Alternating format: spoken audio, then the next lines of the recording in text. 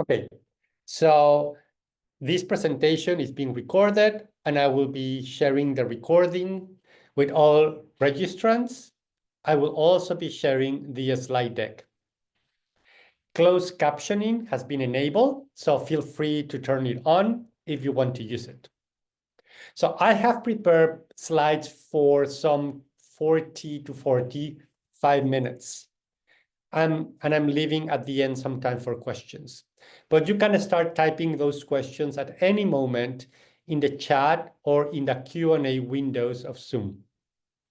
Finally, the focus of this presentation, it's about the incentive of sharing experimental methods in protocols.io or in any other outlet or repository for that matter. This is not an introduction to protocols.io. It's not focused on the functionality of the platform. However, we do host regular seminars on these topics, which you can find in one of the URLs at the bottom of these slides, protocols.io/webinars. And in the second one, there is a link for you to request a one-to-one demo. Now, with the housekeeping out of the way, we can start with today's agenda, which you should be able to see on the screen. We will talk a little bit about the history of reporting methods and of method development and optimization not getting the recognition as worthy of standalone publication and not getting the credit that we think it deserves. But that started to change about 20 years ago as methods started being recognized as an important modular output of research. We will also cover the different ways of sharing and getting credit in protocols.io. So for the first part, let's go a little bit back in history. The journal Nature Methods was actually started only in 2004. That is 20 years ago. And the excerpt that you see on the screen is from the inaugural editorial, in which the founding editor said that their goal was to create a highly visible forum for the presentation of novel methods, because major methodological developments take their roots in the cross-fertilization of different disciplines. By contrast, the methods sections of specialized journals, although extremely useful for the targeted peer groups, do not grant technical information the wide exposure conducive to interdisciplinary exchanges. And we will touch on this a little bit more later on. But behind the scenes, what we learned from the founding editor-in-chief of Nature Methods, Veronique Kiermer, who later became the chief scientific officer at the Public Library of Sciences, which is the editorial house that publishes PLOS Biology, in which I worked for 9 years, is that in the Nature publishing group, there was a lot of skepticism around launching Nature Methods, because they said that Nature publishes research and that nobody was just going to read methods, and that publishing methods, just methods, could dilute their brand, and that it will be impossible to fill a journal's pages with just methods and so on. However, as we all know, Nature Methods was a huge success, and it continues to be a huge success. But it is interesting to think about the skepticism of giving methods independent credit as recently as 2004, 20 years ago. Now, if we look more recently, however, within the last 10 years or so, there are now a lot of journals focusing and publishing protocols and methods. Some examples are shown in this slide, and the list is definitely not exhaustive. Big publishers like Springer Nature keep expanding their portfolio of methods-centered journals, like Nature Protocols that was launched 2 years after Nature Methods, and then BMC Methods. They also recently acquired Protocols.io. So we are now part of the Springer Nature family. Elsevier, another big publisher, launched Star Protocols and Methods X. And there are some other independent initiatives like Jove, Bioprotocols, Biotechniques, and some others. It seems, therefore, that we are now in a place where journals, funders, and many researchers have started to realize it is not just code and data that we should be sharing. In that sense, you might recall that it was in the late 90s when we started moving away from please contact authors for code and data to use specialized code and data repositories like GitHub, Dryad, Figshare, Open Science Framework. And although we have been playing methods, have been playing catch up, sharing them is becoming the norm. And you have now more choices on where and how to communicate those methods.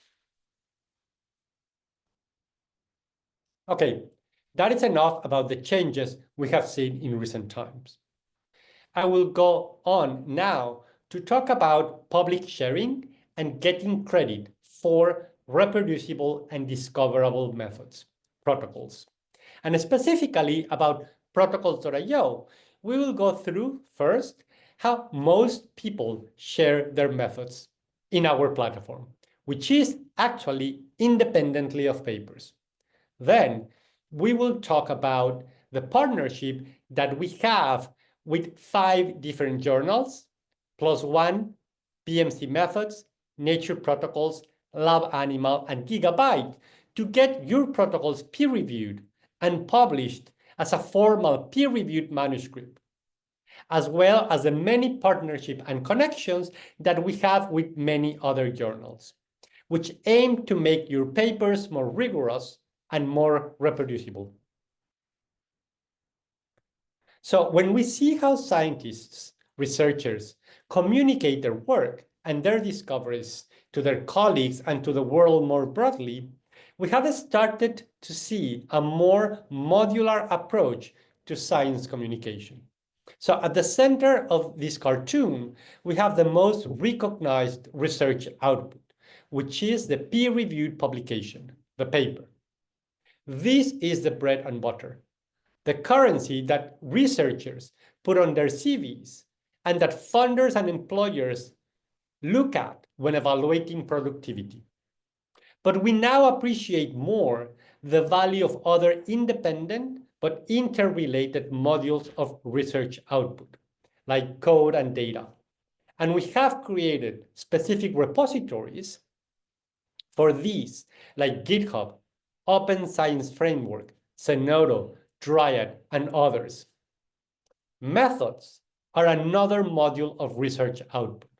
And in fact, methods are really the linchpin to reuse, and the ongoing value of all these other items here hinges on having the methods.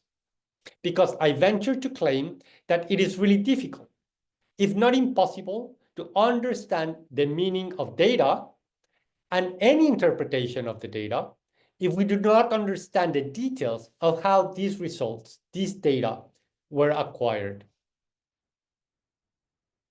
And this is where Protocols.io comes in, because we are an online, open access repository and a platform for authors to create, share, and publish detailed, dynamic, interactive, versionable, and reusable protocols before, during, and after publication of a research article. And I would need to clarify here that what we understand as publication of a protocol in Protocols.io is similar to pre-printing an article in bioRxiv, for example. We're a repository for methods, not a peer-reviewed journal. For journals, publication is different because for them, it is the result of a peer-reviewed process. However, as we will discuss later on, protocols deposited in Protocols.io are citable, and can be part of a peer-reviewed publication or even be peer-reviewed as standalone methodological articles. So if you are not familiar with protocols.io, please take a look at the URL at the bottom of this slide. This link will take you to the welcome page, which is a great place to start familiarizing yourself with the platform.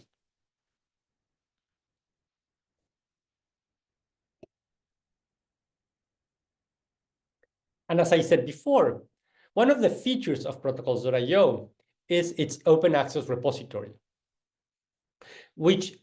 in which there are now over 19,000 published protocols. And they're all published under a CC BY license, making them completely open access and free to read, use, and reuse. In this open access platform, it is also free to create an account and to publish an unlimited number of protocols in the open access repository. But there are also over 73,000 private protocols, which have been created by users who are developing, optimizing, and perhaps just sharing their protocols with their immediate colleagues. And this is the business model of protocols.io, as we charge institutions for these private collaborative workspaces. And many universities, funders, and other institutions have such licenses. The free accounts have only a limited number of private protocols. So if you make your protocols and publish them right away, the free accounts can work for everyone. But we charge users to take advantage of unlimited private space. And something that I want to point out is that last year alone, more than 3 million readers came to the repository to read the public protocols. And most of these public protocols are not linked to any specific peer-reviewed publication. They are simply sitting in protocols.io. And we will talk about people's motivations to share independently of a paper. But what I want to point out is that despite this independent sharing, there is a lot of traffic to the protocols. About 60% of all traffic to these public protocols comes directly from Google searches, which means that people are organically finding these protocols. And geographically speaking, when we look at our own analytics, we see that only about 30% of the traffic to the protocols comes from the USA, and the rest is from all over the world, which means that there is really a global reach once you publish the protocols in the platform.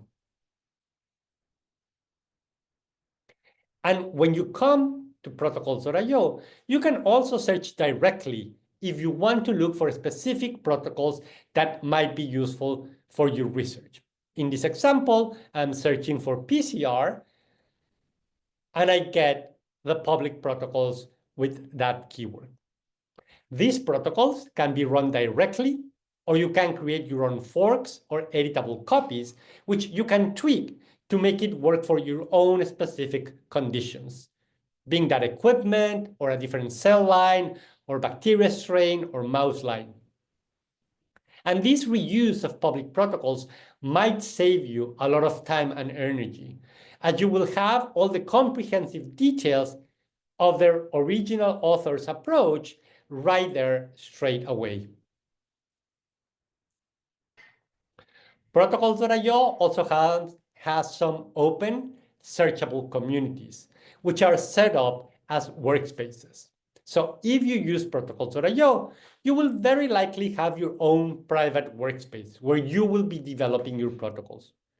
But some of these workspaces are open for all to join. So you can look for workspaces that represent communities that might be relevant to your research. And you can join those if you want to have a faster view of what people are working on in that space and the ability to interact and engage with those other researchers who are also members of the group.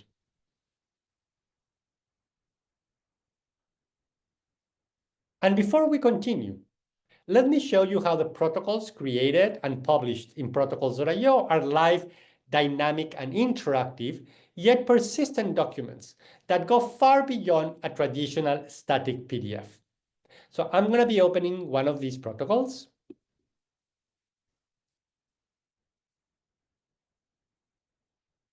Because this protocol has been published, it has a DOI, which makes it citable and permanent. This protocol is actually part of a publication that was published in PLOS ONE. The protocol itself is written in a detailed recipe-like step-by-step fashion with a lot of detail and can be supplemented with pictures, images, and even videos if you need to clarify certain steps.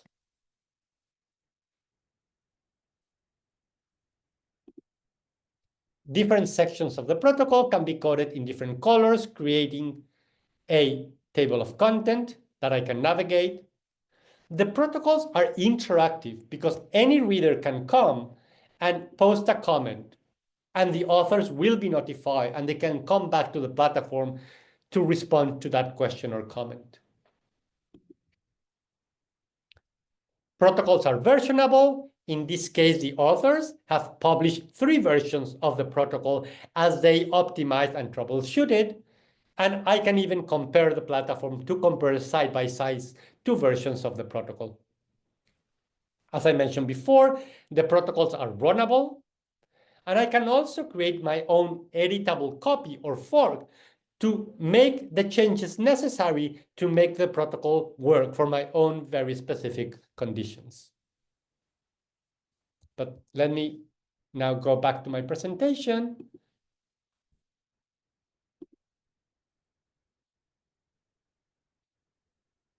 But let's talk now about the rewards that come with publishing detailed protocols. Not necessarily in order of importance, but a first reward for making your methods public is that going back to the concept of modular communication of research outputs, by using specialized repositories for publishing your methods, you are increasing their discoverability and potential reuse, which should lead to increased credit and recognition. And I would like to use an example here, taking from X, previously known as Twitter. So you can see here a tweet from a researcher who was looking for a protocol for RNA extraction from primary cortical neurons in culture. Someone replied to this tweet and recommended a protocol that is in protocols.io. This protocol was, however, part of a paper that was published in the journal GigaScience. Now, the paper was about a fish parasite. So the chances of researchers working on primary cortical neurons in culture finding a paper on a fish parasite as a means of finding a method that would work for them seem really slim. But because the protocol was published independently in a specialized repository, it made the method more discoverable and increased the chances of people reusing it. And once a protocol is published, the platform keeps record in a tab called Metrics of all traffic and use of this protocol, including number of views, bookmarks, exports, copies, comments, and citations that the protocol has received.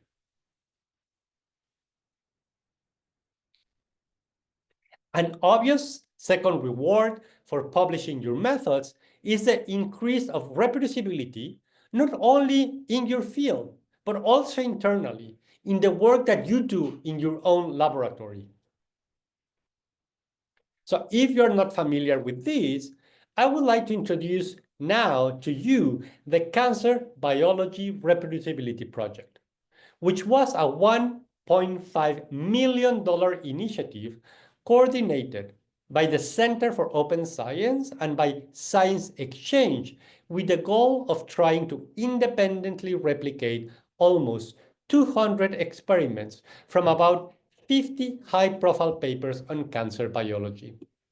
What the Reproducibility Project researchers discovered very soon after the project began is that it was very difficult to replicate these previously published experiments.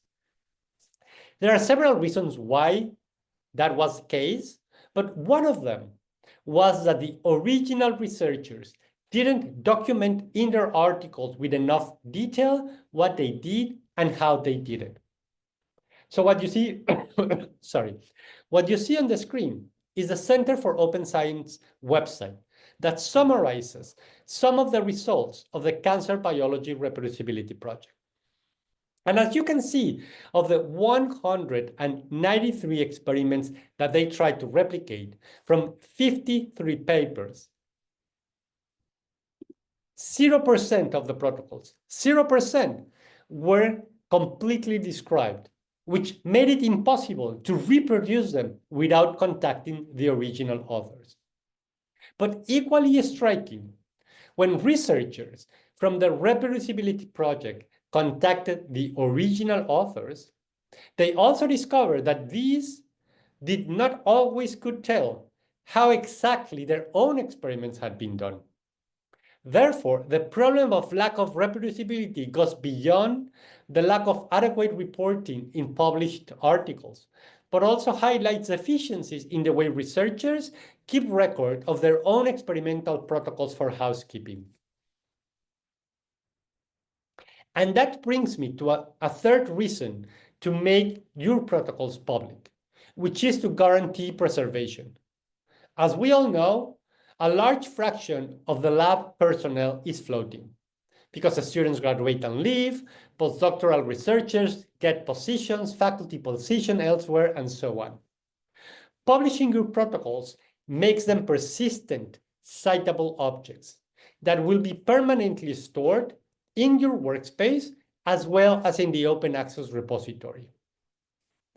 And I should mention that all private and public content in protocols.io is mirrored and backed up in clocks, GitHub, and the Internet Archive.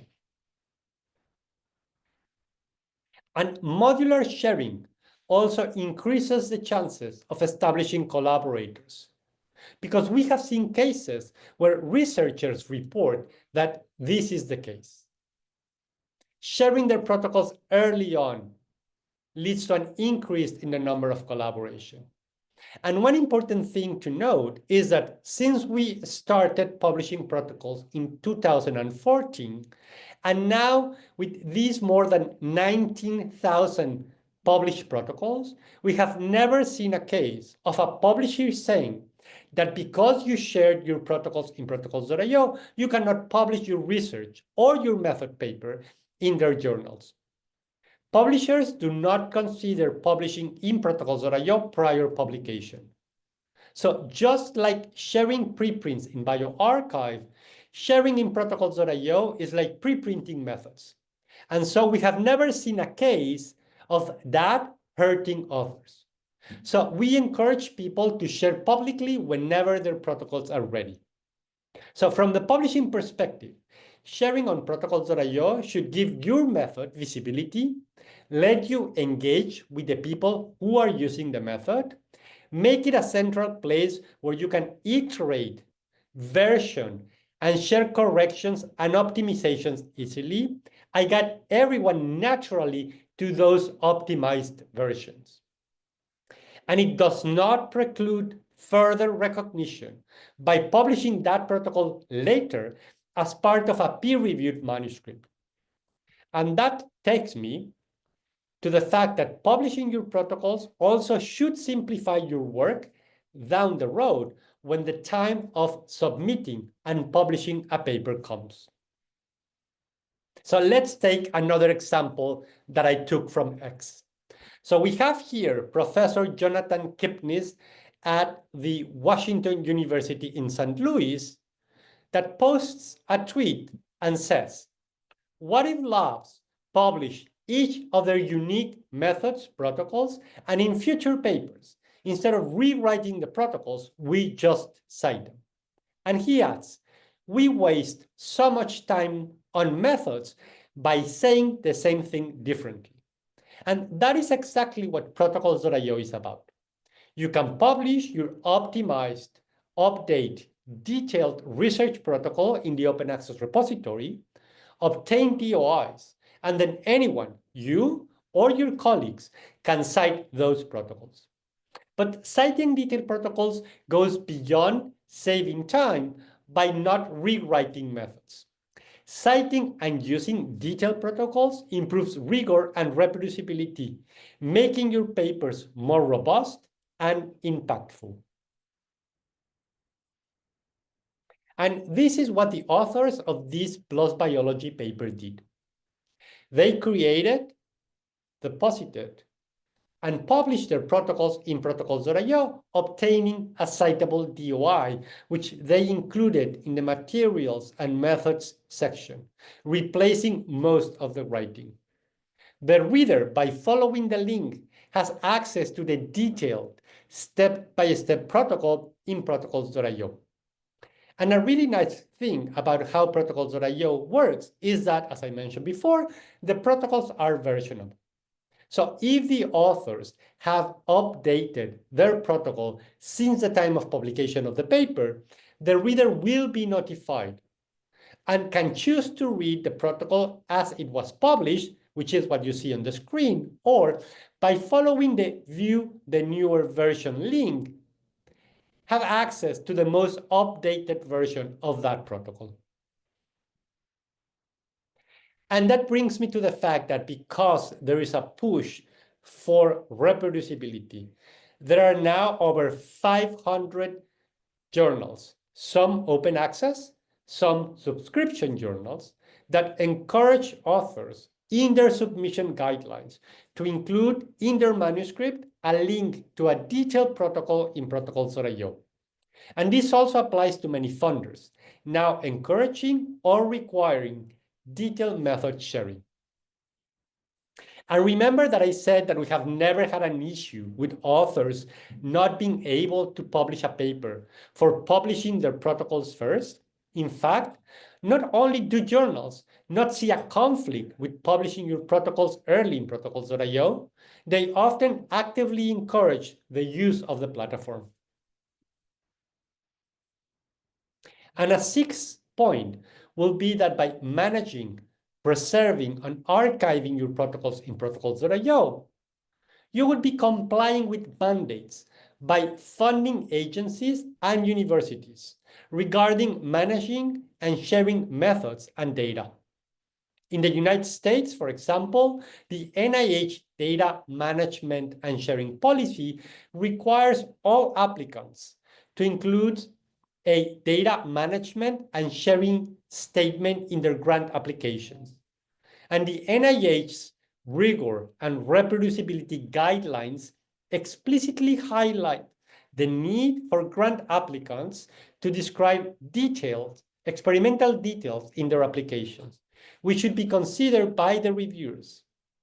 And we have to keep in mind that methods are an integral part of data.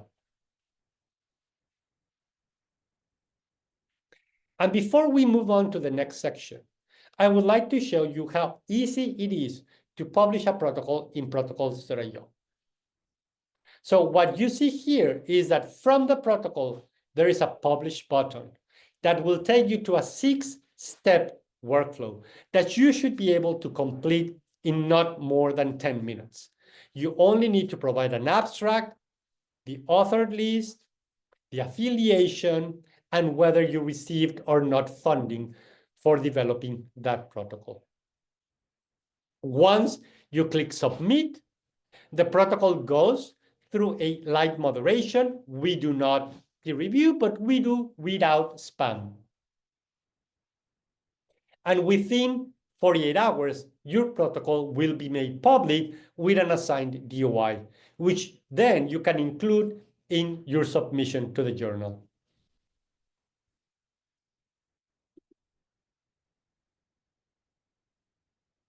We also have the option not to make your protocol public, but reserve a DOI. And in this case, you will be able to share a private link that will only be accessible to the reviewers before you make your protocol public, fully public. I would like to move on to the third point in the agenda, which is a very specific partnership, which we have established with 5 peer-reviewed journals, and would fit with this narrative of methods renaissance, because the idea is to bring more credit and recognition to method development. So the idea is that your protocol, deposited or posted, published in protocols.io, can be submitted to BMC Methods, Gigabyte, LabAnimal, Nature Protocols, or PLOS ONE to get it peer-reviewed and eventually published as a standalone methodological paper. Because our partnership with PLOS ONE is the oldest, I will use this as an example. As a result of this partnership, PLOS ONE created a new article type called Lab Protocol. And this collaboration is about turning your protocol in protocols.io into a peer-reviewed publication. Now, just to clarify, if you're interested into getting your protocols peer-reviewed and published as a protocol article, you do not have to necessarily submit to BMC, Gigabyte, LabAnimal, Nature Protocols, or PLOS ONE. There are several journals that are specialized in publishing methods, techniques, and protocols. You know your field, and you know your audience, and you know the appropriate journals. But we are excited about the collaboration with PLOS ONE, the partnership with PLOS ONE, because specifically this journal is a very welcoming one. And one of the reasons we are excited is that the way that they have defined the scope is that they are not expecting new experimental results. And they are welcoming to new protocols that might be extensions of something that has already been reported. So the idea is that if you already publish a method, or someone else did, but you have worked to optimize that protocol for a new condition, that this work of optimization and tweaking can be recognized. So with this collaboration, both PLOS ONE and protocols.io aim to grant credit, not only to the development of a whole brand new method, but also to the work put into optimizing and troubleshooting a protocol to make it more efficiently or to work in a new condition. So the bar is set in a way that it recognizes a good and useful protocol.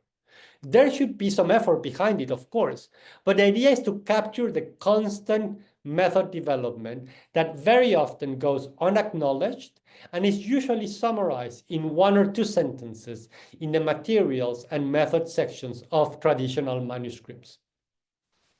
So this integration means that the protocol is front and center of the paper.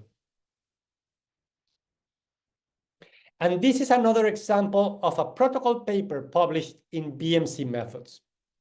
BMC Methods is an open access, peer-reviewed journal that focuses on publishing lab protocols and methodology papers in the natural sciences, including biology, chemistry, physics, computational, and biomedical sciences.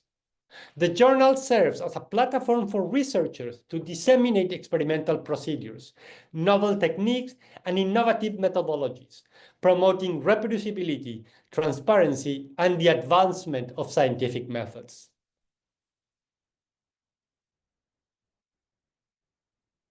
And now moving on to the last part of the talk, about our partnership with other publishers.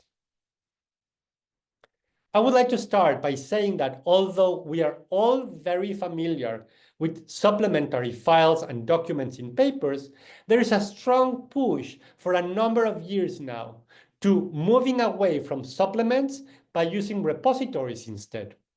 And what you see on the screen is a really good article about it in the journal, in the magazine, The Scientist, which you can access by following the link at the bottom. And the reason for this push, is that supplements are not discoverable independently of the papers. That usually these files are not machine readable, and that the hyperlinks in all journals can be lost.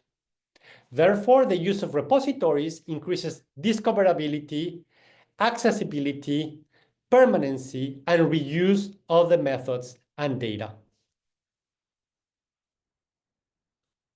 And these are just examples of papers that are published and the journals promoting sharing of detailed protocols in protocols.io. And this is the kind of modular publishing that we have started seeing more and more, where the paper is the centerpiece, it is the story. But we have the data in NCBI, OSF, or other appropriate repository. The code is in GitHub. And now we're starting to see more and more of the methods also going to a repository. So we're seeing some trend in scholarly publishing, moving away from vague method sections to more rigorous, more reproducible method reporting.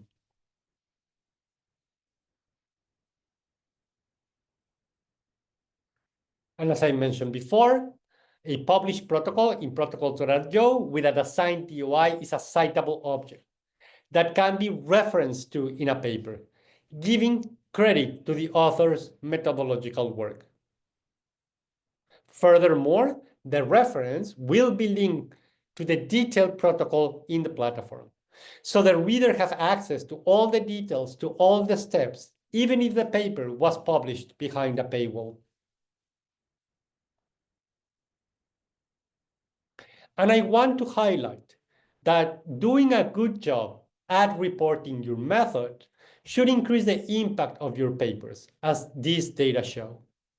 What we see here is a study showing that for faculty, when reading research papers, the value they give to method section, here indicated as M&M, is second only to results, as they are tightly linked, because methods are needed both for the right interpretation and for reproducibility of the results or data.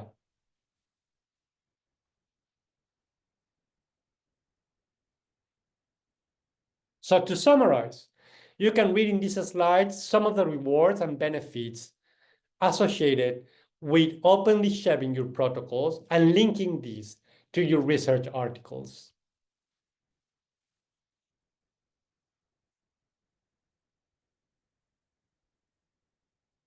And with that, I will be happy to take any questions if you wish to type those in the Q&A or chat windows.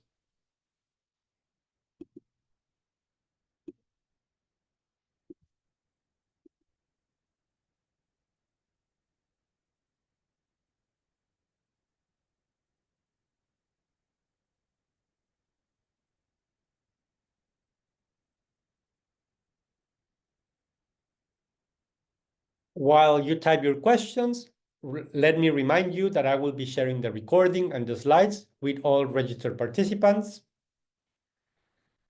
My email address is also in this slide, so feel free to reach out to me if you don't have questions now, but any question comes in the future.